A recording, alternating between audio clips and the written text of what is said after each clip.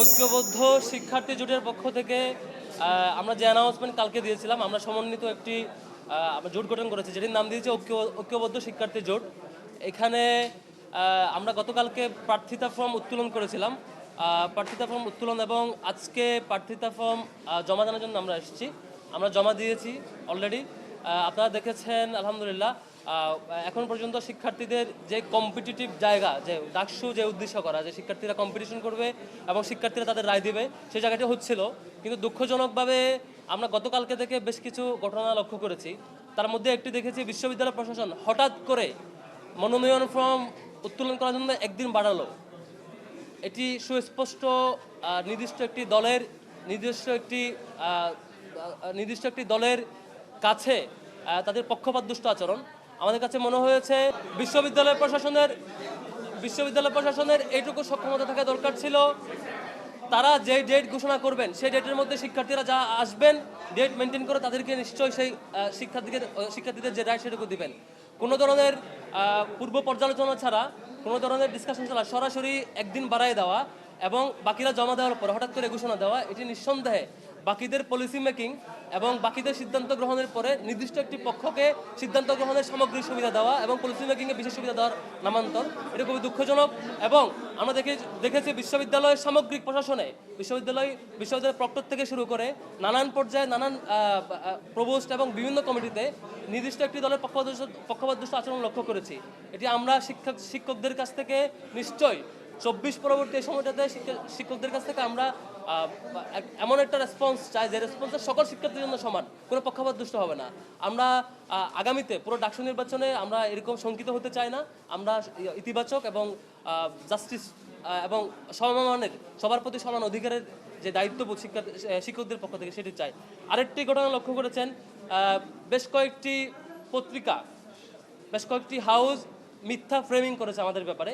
তার মধ্যে দেখবেন যে বিবিসি বাংলায় প্রথমে একটি নিউজ করেছে, তারপর রাতে বিজনেস স্ট্যান্ডার্ড একটা নিউজ করেছে, আরও কয়েকটা পত্রিকা এরকম দেখেছি যেখানে বলা হয়েছে ছাত্র শিবিরের দিক থেকে যে আমরা নাকি প্রথম অংশগ্রহণ করেছি।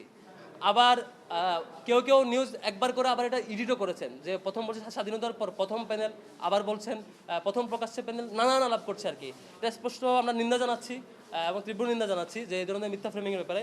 ছাত্র শিবির 1977 সালে প্রতিষ্ঠিত হওয়ার পর থেকে প্রথম যে আমাদের ডাকসু হয় সেটি হচ্ছে 1979 সালে। সেখানে তাহের কাদের পরিষদ, যেটির ডকুমেন্টেশন, পেপার কাটিং, ছবি, মিছিলের ছবি, প্রচারণার ছবি সব কিছু এখন আপনারা অনলাইনে পাবেন। এবং সেই সময় ছাত্র শিবিরের প্রথম যে অংশগ্রহণ 77-এর প্রতিষ্ঠার পরে 79-এ, সেখানেও ছাত্র শিবিরের হল এবং সেন্ট্রাল পর্যায়ে বিভিন্ন জায়গায় প্রার্থীরা জয়ী হয়েছে, বিভিন্ন জায়গায় সেকেন্ড হয়েছে। এরকম সুস্পষ্ট ডকুমেন্ট থাকা সত্ত্বেও তারপরে ইলেকশন হচ্ছে 80 সালে, সেখানে ছাত্র শিবিরের প্যানেল ছিল। 82 সালে সেখানে ছাত্র শিবিরের প্যানেল ছিল। এনাম কাদের পরিষদ, যেখানে ছাত্র শিবিরের মিছিলে বিরোধীরা আক্রমণও করেছিল, সেই ঘটনার ফুটেজ, ছবি এবং ফটো, পেপার কাটিং এখনও পাবেন। তারপর 89-এ আরেকটা ডাকসু হয়েছে, সেখানে শামসু আমিন মুজিব পরিষদ ছিল। 90-তে আমিন মুজিব হেলাল পরিষদ ছিল। এই যে প্রত্যেকটাতে ছাত্র শিবিরের অংশগ্রহণ ছিল। শুধুমাত্র 19 সালের আগে 2014 সাল এবং পরবর্তীতে এবং 18 সালে যে আওয়ামী লীগ যে পরিমাণ মানে ভুয়া নির্বাচন এবং একপাক্ষিকভাবে ক্ষমতায় আসছে, সেটিতে ছাত্র শিবির আমরা কোনোভাবে তাদেরকে ক্ষমতার বৈধতা দিয়ে নাই। এদিক থেকে ফ্যাসিবাদী সামগ্রিক কাঠামো এবং তাদের নিয়ন্ত্রণের জায়গা থেকে আমরা সে সময় প্যানেল দিতে পারি নাই বা দিই নাই। এটা ছাড়া এর আগে আমাদের এখন পর্যন্ত 7বার ডাকসু হয়েছে, মানে 25 সাল সহ ধরলে 7বার ডাকসু, তার আগে 6বার হয়েছে।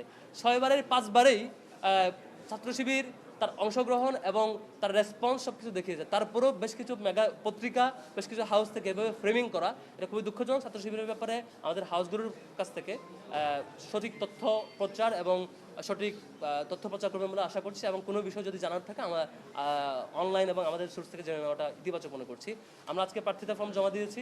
আশা করি প্রার্থিতা চূড়ান্তকরণের মধ্য দিয়ে আমরা এবং আজকে থেকে শিক্ষার্থীদের কাছাকাছি এবং শিক্ষার্থীদের যে রেসপন্স, শিক্ষার্থীরা যে রায় দিবে সেই রায়ের মাধ্যমে আমরা ইনশাল্লাহ সঠিক প্রতিফলন দেখতে পাবো। এবং ছাত্র শিবির দীর্ঘদিন যে আমাদের যাত্রা এবং আমাদের এখানে অন্যান্য যে স্টেক হোল্ডাররা আছে, প্রত্যেকটা স্টেক হোল্ডারের সমন্বিত এই জোট, যে আমাদের আমাদের ঐক্যবদ্ধ শিক্ষার্থী জোট, এই জোটে অন্যান্য স্টেক হোল্ডার যারা প্রত্যেকে যার যার জায়গা থেকে শিক্ষার্থীদের জন্য কাজ করেছেন। প্রত্যেকটা শিক্ষার্থী তার জীবন বাজি রেখে তার নানা চ্যালেঞ্জ উপেক্ষা করে এটাকে মানে নানা চ্যালেঞ্জকে ফেস করে তার সংগ্রাম জারি রেখেছে। আশা করি প্রত্যেকটা প্রার্থী, আমাদের প্রত্যেকজন প্রার্থী তার সে প্রতিফলন শিক্ষার্থীদের আয়ের মধ্য দিয়ে আমাদের এই ঐক্যবদ্ধ শিক্ষার্থী জোট ইনশাল্লাহ এই ডাক্তার